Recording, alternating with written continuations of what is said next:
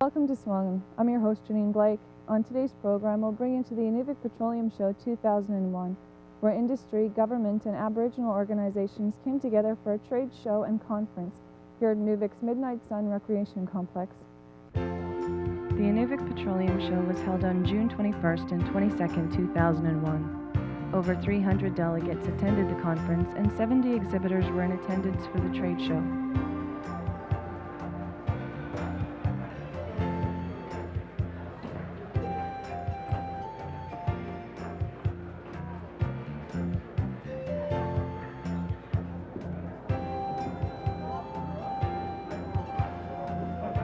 The conference was well organized, and the delegates took advantage of the opportunity to network on the trade show section of the conference. Oh yeah, we've got to show Dave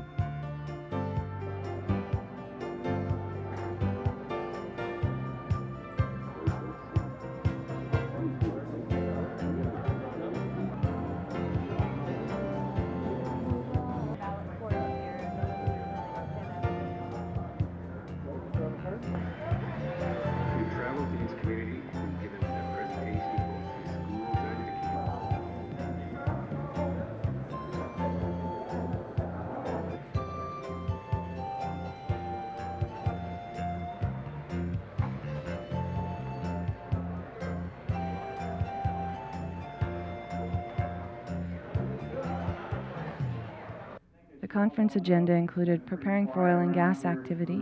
The first session on Thursday was an overview of recent exploration activity in the Beaufort Delta. The exploration licenses and significant discovery licenses through August of '99. That kind of changed in the last year or so. This map shows the amount of acreage, which is essentially licensed. We're talking about 13 or more companies that are directly involved on the upstream side, and a commitment in terms of work commitment and bonuses on the order of $1 billion Canadian. In terms of the 2000-2001, just last winter's activity, I think most of that was discussed, but there was one rig active here in the Delta proper. Not shown on the map to the south would be an additional rig that was active in the Gwich'in area, the Grand Hills, working for Devlin. So that would be 2 rigs total, 5 seismic crews, and about 90 million Canadian estimated spent. And if we thought that was busy, look at this. Here come the trucks.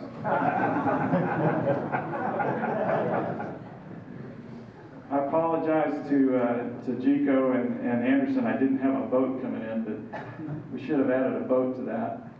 And I will state for the record here, those aren't accurately placed in terms of the actual location, but I think the numbers are pretty good. Expect to have 3 and maybe 4 rigs active this next winter, and also have 6 or 7 seismic crews active for a total commitment of 150 to 200 million Canadian coming up this next winter. So if we thought it was active last winter, just hold on. So what's the challenge to industry? We have a lot of challenges. This is a great photo that came from Anderson, and I think it illustrates the lay of the land. It's important for all of us to appreciate this is a difficult operating environment. In terms of what's a challenge to industry, the first one would be accessing the opportunities. And by access, I mean not only physical access and the physical challenges, but also the regulatory environment and getting timely access to the lands to do our work. Secondly, it's incumbent on all of us as operators and contractors to minimize the impact, protect the environment.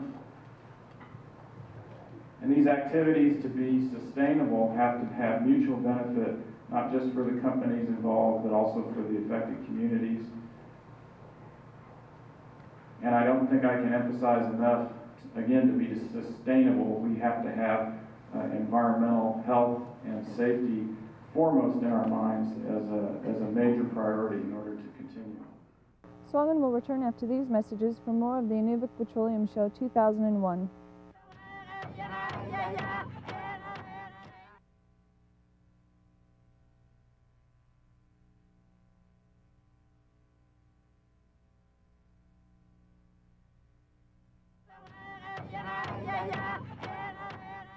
We're back with our program on the Inuvik Petroleum Show 2001. The second session was on maximizing business opportunities from future oil and gas activity. Development of Canadian onshore gas, a pipeline route through the Mackenzie Valley on the east side. We're looking at proven technology, and Jim and Brian went through that at the beginning of the day. We want to minimize the environmental footprint, and examples of that in the Delta. We're looking at developing Glentak, Taglu, and Parsons Lake in central well pads. There aren't a lot of wells required. I think Glentak would require somewhere between 5 and 10. Taglu about 10. Parsons Lake about 10. Centralized processing facilities out in Inuvik, and then a common pipeline that would ship the natural gas liquids and gas down to Norman Wells. At Norman Wells, the natural gas liquids would be removed, shipped down the existing Enbridge right-of-way or pipeline, and a new gas pipeline connected down to northwestern Alberta. The initial production rate we're looking at kind of on the order of 800 to a BCF a day, and that's for those 3 fields. The pipeline would be accessible to other producers, and there would be provision for pipeline extension or expansion later after startup. I guess the next most frequent question we're asked is, when will this Mackenzie Delta gas be commercial? I think there was an observation in the first panel about, does this mean we should be going and buying cats and stuff like that? And the answer is no. We're going through a feasibility study. The next phase would be, if we're successful in the feasibility study, would be project definition. There's a long period of time required to go through that, and at the end of that, a decision would be made to construct. And that decision is dependent on a number of conditions. Basically, northern parties must be supportive of the development and in agreement with its benefits. Outlook for natural gas markets must be favorable. Yes, gas prices are relatively robust today, but we need to be able to look 10, 20, 30 years out in the future. Discovered onshore natural gas reserves must be large enough and certain enough. 6 TCF is a lot of gas. It's about a year's production in Canada. It's not a lot on a world scale. So more gas would help. Investor economics on a standalone basis, so that it's a standalone onshore Canadian development, must be competitive with other opportunities and sufficient for the risks involved. It's gas reserves, costs, and gas markets. Now, facility plans and designs must ensure safe, reliable, and environmentally responsible operations. Those are expectations governments, regulators, northerners, and we ourselves as an industry would have any such development. We need numerous regulatory approvals, and they must be obtained in a timely manner and in a manner that respects due process. At the end of the exercise, those approvals must have legal integrity. Stable, favorable fiscal terms, and finally, the pipeline investment costs must be financeable. Now, what is it that how would Mackenzie Delta development occur? I think it's important to maybe step back and remind ourselves where we're at. Now, we've had discussions with more than 100 parties, and we've been progressing the feasibility study, but some work remains to be completed. We're proceeding with advancing some furthering conceptual engineering, and that's really addressing some questions in our minds, building on some of the technical work that's been done in the past, and gathering some baseline biophysical data. I think, Frank, you asked a question regarding wildlife. That type of work would need to go as part of those baseline studies. Pending the completion of the remaining feasibility study work areas, the initiative should position the group to begin work later in 2001 on the development of the regulatory applications.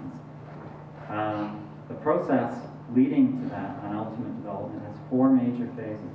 The feasibility study phase, back here, the project definition phase,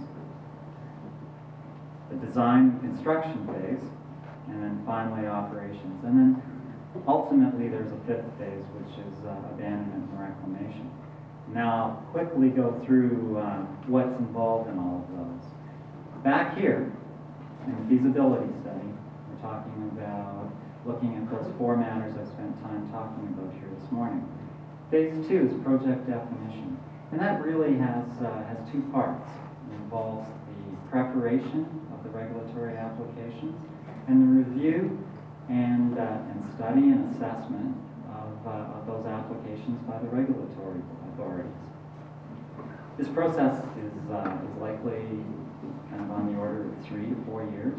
Kind of the first half, doing the engineering studies, the environmental field work, the extensive public consultation. What we've been doing today is really talking with leaders. Moving into this next phase, we need to get into the communities and understand all of the issues, concerns, and input that those folks have. We need to develop northern benefits plans. We need to prepare the regulatory applications and then submit it. And then as you go through the regulatory review process, we need time at the end to understand the implications of any conditions that would be attached to those approvals. So again, this part of the opportunity is kind of 3 to 4 years, at the end of which you would make a decision as to whether or not to proceed to construction. And then the design and construction part of that, the billions of dollars, involves detailed design of the facilities, drilling the wells, purchasing the goods and services, and conducting the construction of the pipeline and field facilities. I think we've heard kind of the window here being 3 years of construction. A year to get ready, kind of the infrastructure and planning part, and then 2 years of winter pipeline construction. A lot of jobs in a very short period of time. Then moving into operations, where there's relatively few jobs, but over a much longer period of time.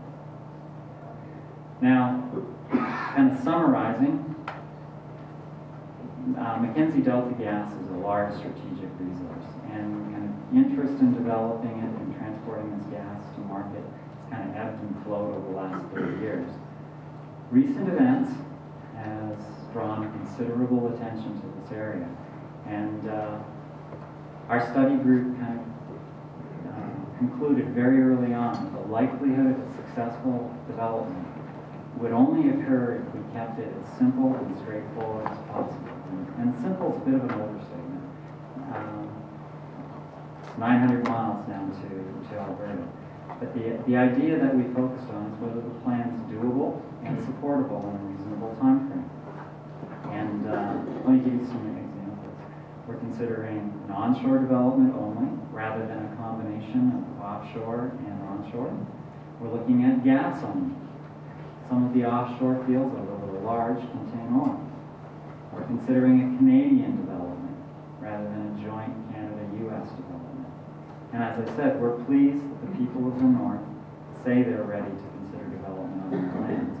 And we're committed to taking the time necessary to obtain their input and input. SUAANGAN will return after these messages for more of the Inuvik Petroleum Show 2001.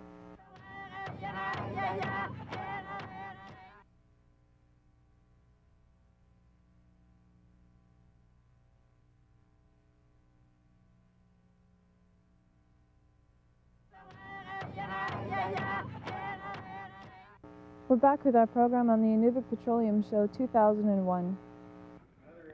The second day of the conference began with Session 5, which was an information session on pipeline overview. Session 6 was pipeline panel presentations. The 7th session covered access, environmental and regulatory processes on claim group land. Permafrost areas results in some thawing of the permafrost, and that's resultant from thermal input from the radiant effects of the sun. And by clearing the right-of-way, removing tree and shrub cover, you expose the right-of-way to the sun, and in areas it can result in settlement of the right-of-way. During the Norman Wells line, there was an environmental protection plan put in place to ensure that the right-of-way subsidence was not a major issue, and in fact that has turned out to be the case. And again, some of these learnings and data that we've gathered over the years are important to the design of the next pipeline down the valley.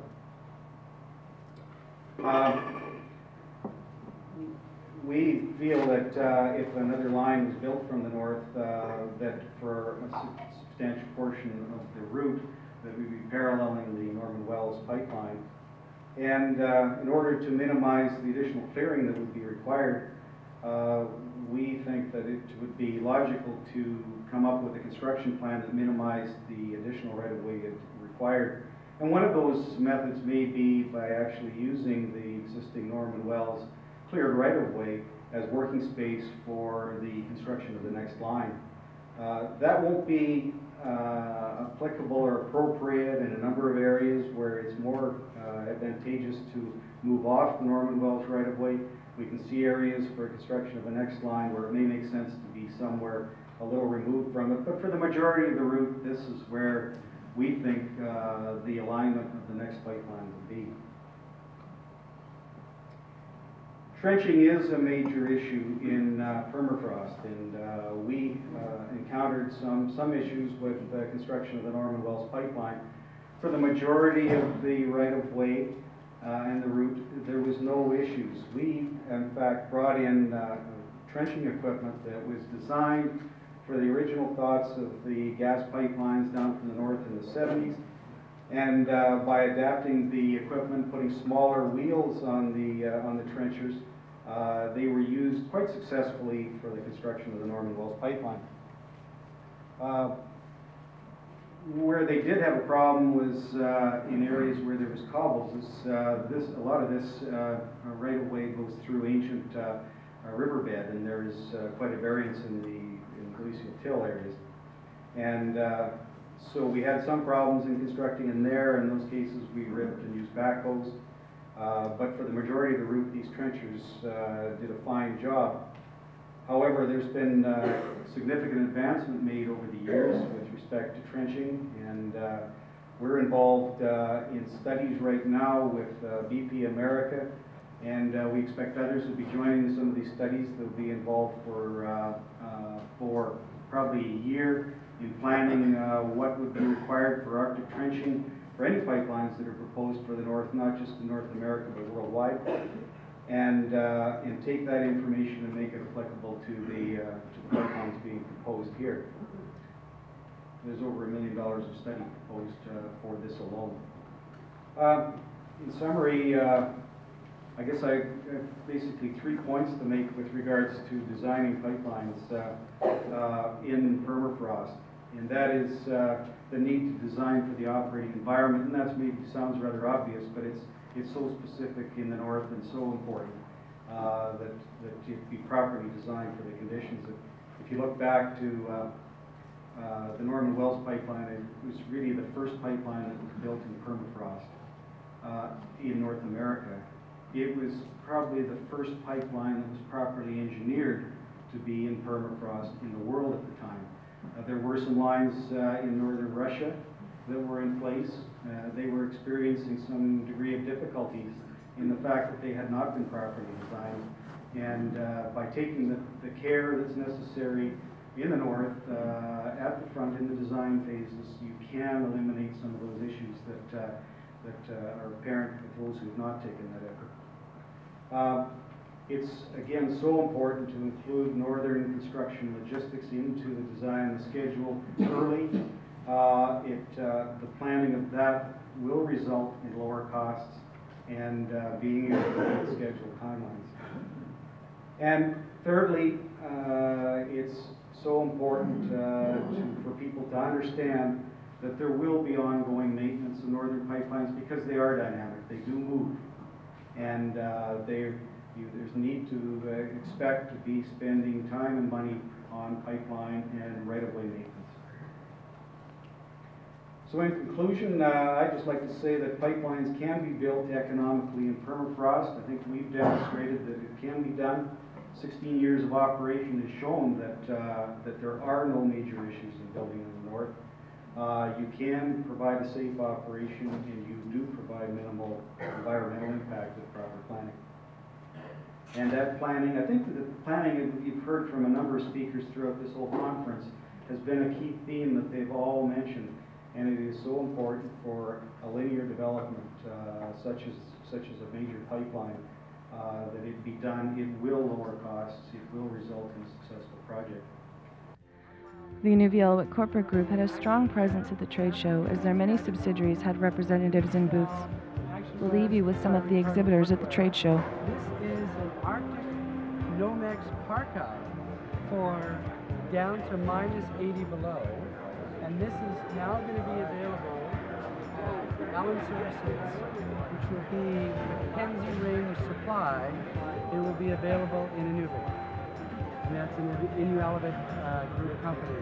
So this parka here is made of 100% fire retardant Nomex. It's got goose down in it, so this is not all her. This is also, she didn't get big all of a sudden. This is 22 ounces of goose down in here. There's a big fur hood here. Now you see her, now you don't. Now she's gone. There she is again. And that's fox fur. So this will be available in stock in both navy and in this lovely color of orange and red at Allen Services, which is the Mackenzie Range Supply. It will be ready for purchase in September.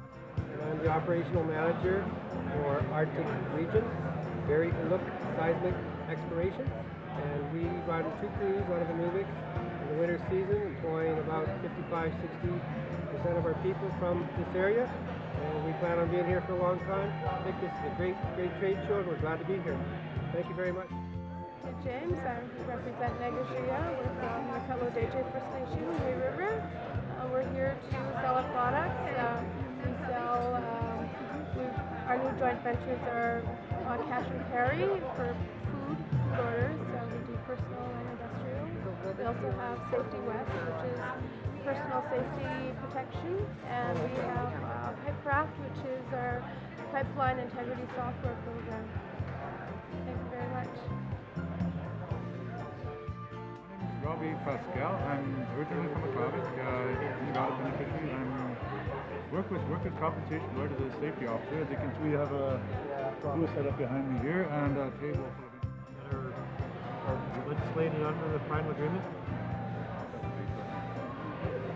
How to contact us? And I'm the Oil and Gas Employment and Training Officer with the IRC in Inuvik. I'm here today at the Oil and Gas Show, manning this booth, providing information on what I do, and looking to meet as many people as possible. I live in Tuktuk. I work for the Inuvialuit Land Administration in Tuktuk. We're here today to give industry an indication of what the ILA rules and procedures are in terms of private lands on 71AB land that we administer and manage. That was our program for this week. Thank you for watching SUAANGAN. I'm your host, Janine Blake, and I'll see you next week.